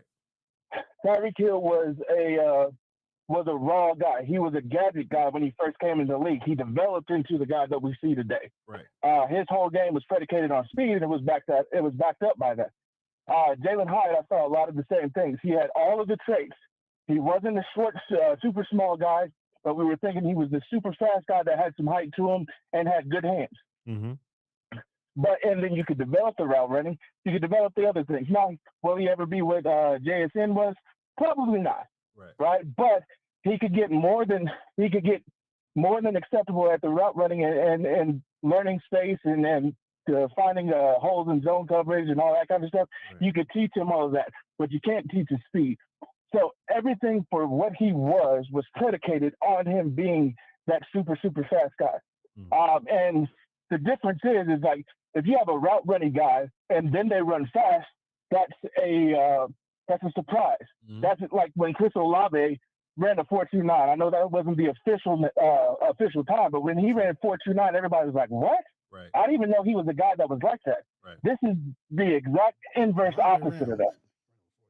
So that was my whole thing about that and why it was so disappointing as far as the height side of things. He can still be a good player. He still will be a good player. Right. But everything that was building for his case on being wide receiver one was predicated on him being a low 4.3 guy with the ability to build, being a very much ceiling-based argument. With him running 4.41, he'll still be a good player. Right. But I was already dropping him before he ran that, but that just kind of locked him in at 3 for me. Yeah, I got you, DJ. I got you. Good call, brother. Appreciate you. Yes, sir. DJ just really, yesterday when we was talking about Jalen Hyatt and his 40 time, I think he was getting a little bit of pushback. And they was like, yeah, DJ, but how much does 40 time really, because he was upset at Jalen Hyatt's 40 time. So he really just wanted to tap in with us and, give his reasons for kind of being a little down on Jalen Hyatt. As far as the whole tight end thing, I'm really not in the business for tight end for real. If I can get a player that's special, then we could talk, right? The same for Nolan Smith, really. I'm not super in the edge business to where, damn, boy, if I don't get Nolan Smith, I got to get Felix Uzama, right? That's not the case. I'm in the wide receiver, O-line, cornerback 2 business. Like that's the business that I'm really, really, really in. We're probably going to talk about this tomorrow, but there's just some whispers that Cowboys don't look at it as we need a receiver. We need a pass catcher. We need another receiving option. That could be a tight end. It could be Kincaid. So that's just one thing that we're going to have to talk about tomorrow whenever we cross that road. But if we don't get Darnell Washington, I'm not looking for like a tight end in the second round, because I like the guys we got. I like Ferguson. I like Hendershot. Now, if we find a guy in the 5th round that we like, we find an undrafted dude that we like we've been doing, we can just roll with that. We can just roll with that, and you won't get no arguments out of me. But besides that, if we miss a guy, I don't necessarily have to double down at that position. If we miss like a wide receiver or something, well, we got to find a wide receiver second. we got to find a wide receiver second. You know what I mean? So that's just where I'm at with that. All right. Let's see. We got two more callers. Let's get to them. And we'll get up out of here. Jared, what's happening? Hey, Voch, how's it going? What's good, Playboy? What you got for the show? I gotta ask you. With the wide receivers on the combine, no, it's a change of subject, but do you think Jordan Addison could be a candidate for falling to the 26th pick? I think he could. I think this draft is so fluid. Jordan Addison can go 12th overall. He can go 19th. He can go 26th. That's how I feel about him, Johnston, and Jackson, Smith and Jigba. Now, if he's there, who's your cornerback 4 in this class so far? I haven't really ranked anybody yet, and cornerbacks annoy the hell out of me. So when I watch them, I'm going to watch them with a little bit of disdain. So let's just say, but look, let's just say Cam Smith. Let's just say Cam Smith. Let's just say he's 4th. So if both of those players are there, who are you thinking of picking? I might have Cam a little higher than Jordan Addison, but I don't think I have Cam higher than Johnston or Jackson Smith and Jigba, if that makes sense. Mm-hmm, mm-hmm. You know what I'm saying? Yeah, I got you. Mm-hmm. I also got another question. How far have you gotten on the draft players? I'm all Like over the watching. place. So I've watched about 3 rounds worth of offensive linemen, maybe like 4 rounds of receivers, maybe possibly. So you've seen John Michael Smith. Then. Yes, sir, 100%. Do you think he could be a guard for a few years, for a year or two? He can be whatever you want him to be, guard or center. Maybe not tackle, Why don't we talk? but you know. Why don't we ever talk about drafting him at 26? Because I think he's got more skill than like an Osiris Torrance that I see frequently mocked to the Cowboys. Well, funny enough, not only do we talk about John Michael to the Cowboys on this show, but I openly shit on Osiris Torrance.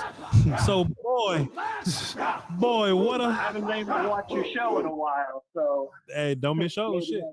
Don't miss shows. But yeah, I'm with you though. I'm very high on John Michael Smith, and I think that Osiris Torrance is a wee bit overrated, but you know, that's just me. Nice. I agree.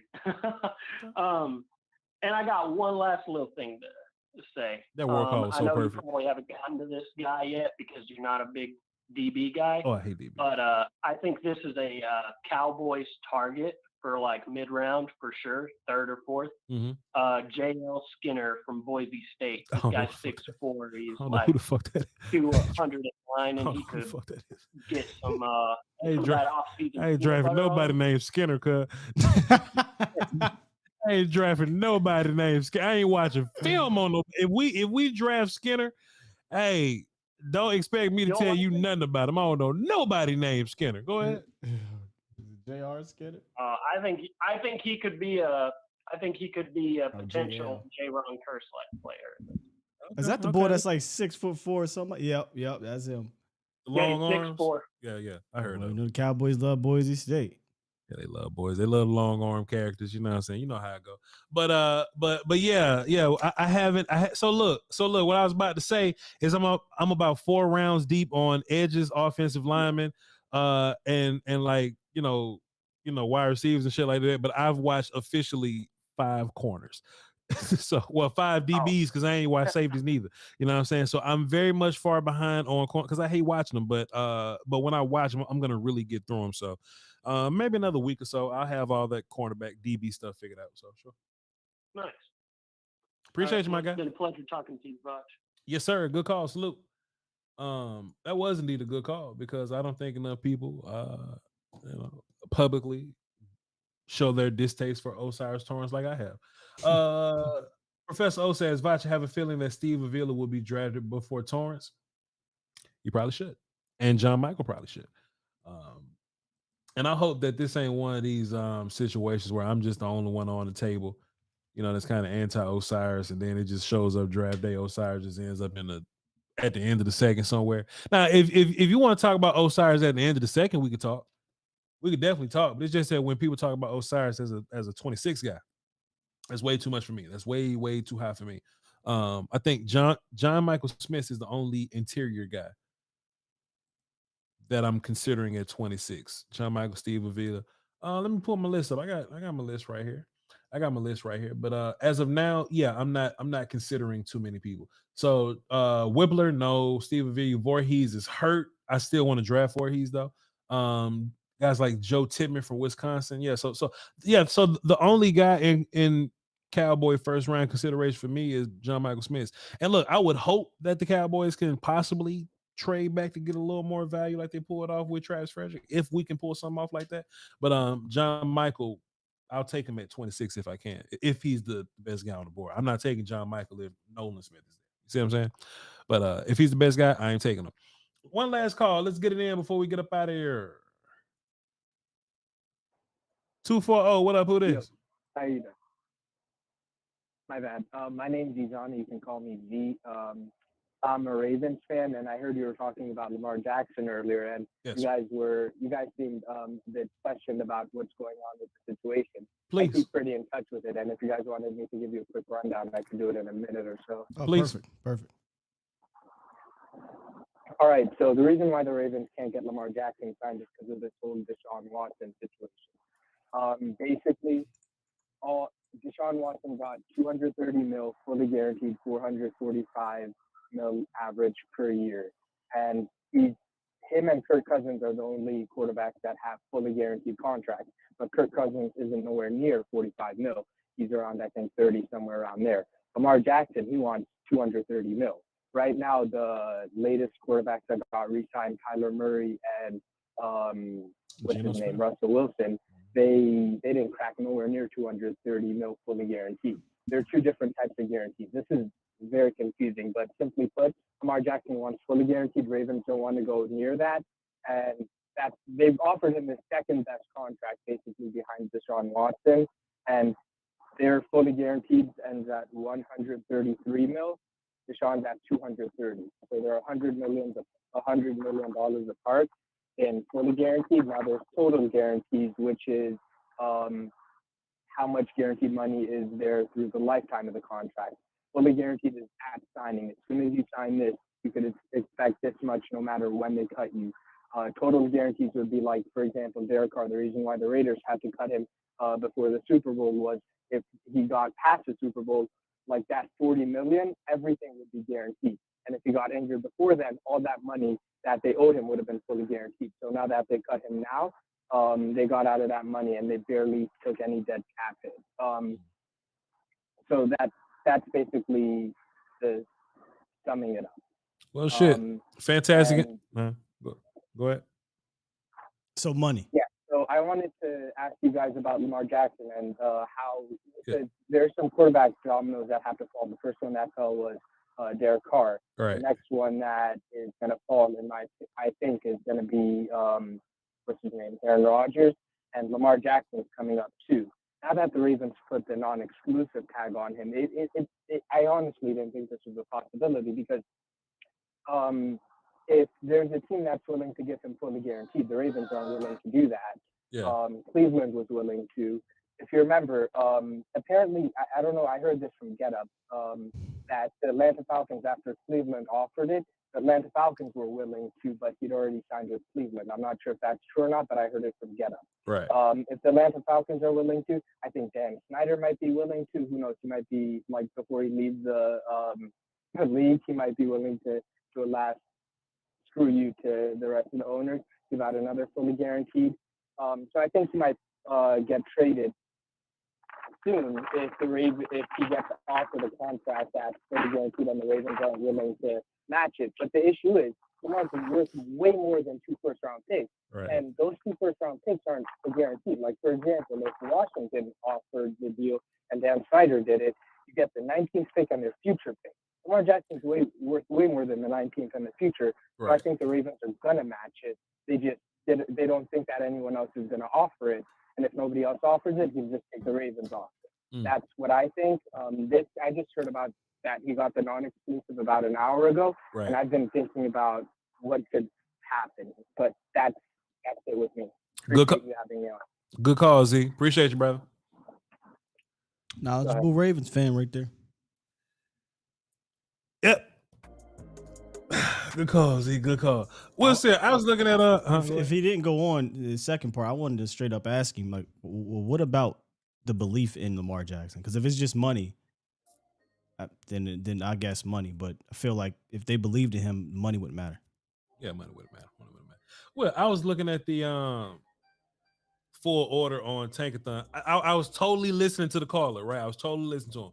But I did go to the full order on Tankathon just to kind of see what everything looked like. I just want to see like the whole like landscape of the draft. San Francisco got 3 third-round picks, bro. This year? This year. Oh, third-round picks. Third-round picks, yeah. Well, yeah, because some other teams actually know how to, operate in the trade department. But I digress. So I don't know if these came from players, but these came from like the whole black coaches thing, right? Oh, okay. So I didn't think about that. Yeah. I know they did get one from Mike McDaniels last year, aka oh boy. But they wouldn't have got one for their head coach this year. I don't think. I think they get it the following year, right? Or am I tripping? D'Amico. Not sure. They got, let's see, Robert Saleh. I guess that would be one too. Yeah. He black. I don't know. He tan though. Joy Taylor. He got a good tan, I guess. He be either. His last name's Salah. He might be from. I'm just. Yeah, he got like. Yeah. Let's see. 49ers got three third round. Salah. I'm not. I just got this job. You just moved now. Shit.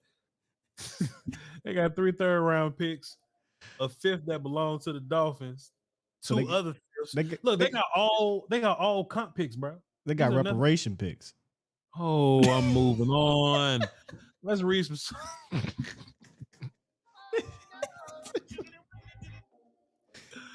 Sir, that's enough, man. Okay, I quit. That's enough, sir. I got that running rule, boy. Yeah, we might to go ahead and get canceled. Boy from Miami fucked him up. It said, all right, look, we gonna give y'all picks now. Is it? Hire these people, please.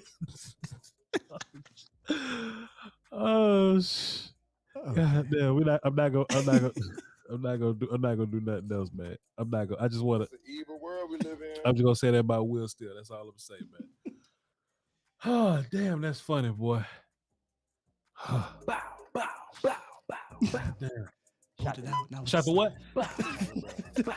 Nah, but the way he be like. Anyway, go ahead. Super chat. God damn. Man, Will Steele comfortable, man. He just moved and got his career, man. I'm trying to move. I'm trying to be like him, man. Dude, he want to get us canceled before the Rays come. It's all good. I'm chilling. On the volume side, oh, we good. And Matt Owen did confirm, Will Steele, that Nolan Smith did have a faster 40 than Jalen Hyatt. He confirmed it. Oh yeah, I saw that earlier. It's like 0.01 or something like that. Please hire a black coach. Vice broadcaster for a no, sir. Dude, I almost read down out loud. Buddy. No, sir. Somebody said, what comp picks do the Cowboys have? I'll check for you right now. Yeah, I think we got I think 3 is coming. Tankathon so dandy. We got a first, a second, a third. So that's 27. And mind you, these are -1. So 27, 59, and 91, 130, 164. And then we got 2 5th-round comps, a 6th-round comp because we gave our 6th-rounder away to get Hankers, I believe, and a 7th-round pick. So we have 4. 3 5th-round comps. 3 5th-round comps. I don't see a 4th on there. Tankathon could be wrong, but Tankathon. And they stayed put last year and took all the 5ths when. I'm like, man, I for sure thought they would trade up or something, but yeah. I'd be mad as hell when I be seeing these other teams that move up. Oh, this team traded up from 25 to 14. They gave up a 5th. Like, man, take mine, motherfucker. Like, come get mine, bro. I tell you, man, we don't do well in the trade department, man. It's just I don't know what it is. They're like, Steven is calling us. Oh, shit, we about to man. They put the ski mask on when Dallas call. Let me hit this button because okay, cool. All right, cool. Here we go. KD dropped 5. Yo, this beat is fire. He dropped 5 and said, Vacho, salute. Appreciate you, KD. We love our weight music. It is a banger. And it don't never get old to me. I always enjoy hearing it. Never. Jackson Longwell dropped 5 and says, this is hands down the best media outlet for Cowboys content. Salute. Appreciate you, sir. I gotta stop bowing to people in real life, Will Steele. That shit be looking so crazy, boy. But it's part of my life. And I just bow to people. I just bow to people, bro. Question for Voch and Steele. Do you see DeJuan Jones available 2nd round for the Cowboys? DeJuan Jones, right tackle. Offensive line from Ohio State, big as hell, got some of the longest arms in the world, not just the draft, in the whole world. It's Tyree Wilson, DeJuan Jones, and John Jones. I love him to pieces. I think he's a much better offensive lineman than the draft process is, giving him. I think he's much better than his counterpart Paris, the left tackle from Ohio State. I think he's better. He's better than a lot of these characters, but he doesn't have a lot of ceiling and he doesn't have the best movement. But but even on that point though, I don't think he's going to be available for the Cowboys 2nd round pick. I think he's going to be well gone. He'll probably be going in the high 30s or 40s maybe. We'll be lucky. Yeah, it's a league full of offensive linemen that aren't all good. They, they're definitely going to try to take this cap in the top 50. Yeah, for sure. Appreciate you though, Jax, for your kind words and for the question. Adrian Lindsay, Drive 5, says dream is getting Washington in the second round. I don't know if that's a dream. Like the dream would be like if I get Jalen Carter in the first and John Michael Smith in the second. That's a dream. That's a dream. Damn, Quentin Johnston fell to the second round. Damn. I wouldn't even be even if they pass him in the second round, I'd be like, all right, cool. I'm pretty sure there's gonna be somebody there that the Cowboys could actually use right now and in the future. But again, luxury to me. For a Cowboy, it's a luxury pick. Would I be mad? No, but I damn sure wouldn't be mad if they passed on him a couple times. Yeah. I'm not losing any rest for not drafting Darnell Washington, man. I'm not losing sleep. Moving on. Appreciate you though, Adrian. Stephen Wade dropped 5. It says Jerry Jeudy's on the trade block. Cowboys media should demand a trade. Come on, dog. Cowboy media should demand a trade. Should the boys be willing to trade a second or a third round pick? I will run my day 2 pick to the Broncos. Here's a problem with the Jerry Jeudy one though. Sure. Is him and Lamb are up for the same contract. Yes. So it's like if I'm going to trade for Jerry Jeudy, I'm not trading anything premium because I'm probably renting him for 2 seasons. Right. You know what I'm saying? I didn't mean to play City Boys. I had the wrong banker. I just wanted to restart my music. That's all. Jerry Jeudy is City Boy now. All right. Let me tell you what I feel about Jerry Jeudy. Oh shit. Okay. I ain't mean, my bad, Will Steele. But yes, I think that's a huge issue. That's a huge issue. And I don't think, I don't think Jerry Jeudy taking the save me from Denver discount, goddamn. So, Nah, it'd have to be a rental. Trading a late day 2, day 3 picks, right? To rent them for 2 seasons. Yeah. So this is 4th year or his 5th year option year? This is going into the 4th. I think they would have to decide on 5th year by like May something. So you can get Jared Jeudy for 2 years. Is 2 years of Jared Jeudy worth for a second or third round pick? Third round pick. Let's just say third round for sure. Yeah. Second we could talk. Second, you'd have to talk me into it, right? Yeah. Like I probably would eventually get talked into it, Voch. Yeah. Because we drafted Boss Man Fats with our second round pick. So I'd be in this mother like, where's Cooper money? What do we do with Cooper's money? But on the other hand, we got Sam and we got Diggs at the second. So yeah, you probably man, if you just cut Tyron Smith and Zeke and not bring back Tony, there's your money right there. Then you hit these buttons respectively, but you'll be good to go. Personally, I'd rather trade that second for D-Hop. Yeah.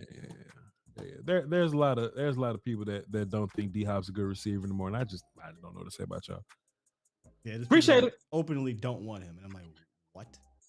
Yes, he's better than Michael Gallup. Let's just move on here. Mr. Inglewood, appreciate you, sir. He dropped a deuce and says, a few bags of peanut M&Ms. Keep the content going. Hey, we're very grateful for the $2 USD, but boy, M&Ms ain't cheap no more.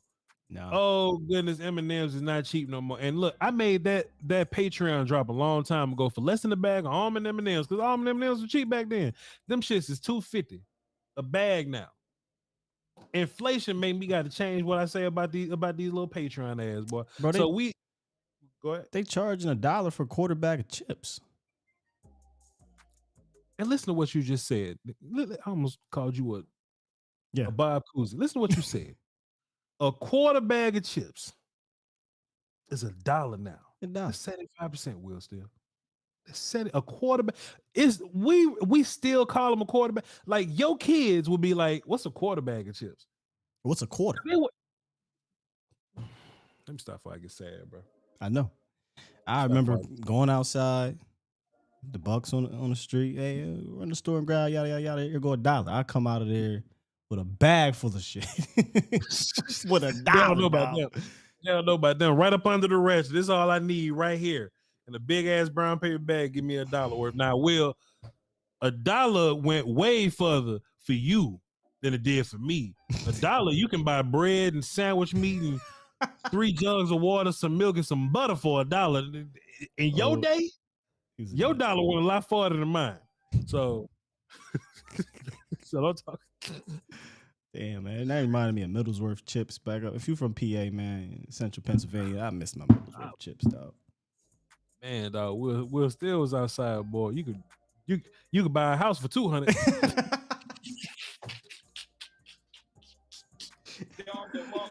Buy a house for $200. I'm moving up. Oh man, D-Hop is CD.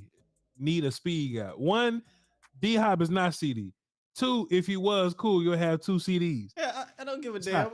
I heard that yesterday. Well, some people say Gallup? he's the same as CeeDee Lamb. Okay, they're not the same player, man. The bill looks similar, but they're not the same player, man. They're not the same guy. This should be the last one. I'm here refresh to make sure. Indubitably, Ralph707 says, do you guys watch Deion Sanders vlogs on YouTube? What question would you ask Coach Prime? I don't know what to say to him. That was a super chat? That was a super chat, yeah. Interesting. I've never watched his vlogs. What question? Man, I don't. Yeah, I mean, like if you leaned on your toe, like foot, would you fall over? Because that's like supposed to be balanced. He don't got that toe no more. Oh, Will Steele, sir. What if we have an opportunity to interview Deion Sanders on the volume on this show, right? And somebody say, "Yo, Voch, we got Deion Sanders. He don't want to come on the show because Will Steele talking about his toe." Like, bro, loosen him up a little bit, man. Loosen him up a little bit. Man, will you leave that man foot alone? He got sense of humor. And then we get into the questions. See, Will Steele moved around, so now he feel comfortable. You know what I mean? I still gotta pay for mine. Shit. Did you see what Shannon Sharp said? No, Shannon Sharp did an interview with him, and he was just going in on his toe, dog. Going in. It was crazy. Y'all look that up. I'll look it up and take a look. See. Solid Duck say, my bad, y'all. Will Steele yawning behind the scenes. Shit got me yawning. Solid Duck say we doing Twitch tonight. 9 times out of 10, we probably doing Twitch tonight. So tap in. Twitch was super fun yesterday. Y'all gotta get in Twitch, man. Twitch.tv/Voch Lombardi. That's the non-football platform, man. I'm telling you, man. Y'all have got you think I'm a problem. They already going off in the chat. Look at Ride Trap. They don't work here though. Hey, bro, can you still? I'm just saying. Hey, you think you cover Michael Larry with your foot like that? I'm saying you would want to ask some type of question about it. Like it's interesting. About his foot? I wouldn't ask him on air. I wouldn't do that. But oh man, Voch, you need to address Bucky Brooks called Miles Murphy a technician. I almost fell out my chair. I do not have to do that. Bucky Brooks can say whatever you want to say about Miles Murphy. Voch ain't gonna say it. Hey, love y'all to pieces, man. This was fun. Long show. I'll keep that running. Long show. Love y'all to pieces, man. Be sure to hit the like button. We don't ask y'all for nothing. We don't ask y'all for a daggum thing. All we need y'all to do is hit the like button. That's our virtual currency. So when volume goes back, take a look at these numbers. They say, boy, people hitting the shot the like button. They must like Will Steele and Voch Lombardi. So y'all can continue to get work like this. Y'all can continue to get me and Will Steele working together because Lord knows we get fired. I can't afford them. I can't afford Will Steele. We get fired. So if y'all because you ain't doing it. No, Will, you ain't doing it for free. Will Steele, you are not doing my show for free, sir. Don't lie to me. Don't lie to my face. We good. We friends, but I mean, let's be nice. Yeah. Let's be nice. We don't have to go there. I mean, you're not wrong, but you didn't have to say it. I mean, good Lord. The price of the bag has gone up. I mean, the cost of the brick has gone up, sir. So it is what it is. But yes, be sure to hit the like button so I can continue to work with Will Steele, please, if y'all don't mind. If y'all don't mind. Will Steele just over there. Hey, y'all better hit that like button. We ain't going back to them old days. Follow me on Twitter, VOCHLOMBARDI. We watch film on patreon.com/Voch Lombardi. We should be doing that pretty soon. Last thing we had just a little mixed day. It was pretty cool. We watched Tajay Spears. We watched Mozzie Smith. We watched Felix Ozoma. Who you got next? next we're I'm trying to find some running back tape, so we're gonna be watching some more running back tape. Chase Brown. And, when you do Chase Brown, hit me up. I'm jumping in there. Chase Brown, the Illinois kid. Yeah. Cool. We'll do that.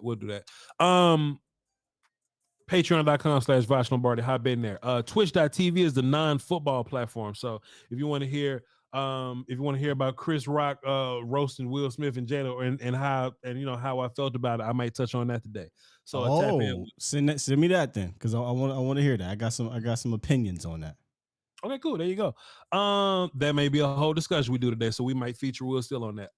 And follow Will Steele on social media, Skywalker Steele, Skywalker, Steele, and A to Z Dallas in the morning from 8:15 or so to about 10:30. Appreciate you, sir, for point guarding this thing for me. Y'all hold down for the dose of woes and peace, Weezy. Till next time, skiddly widely, volume. Are you not entertained? Are you not entertained?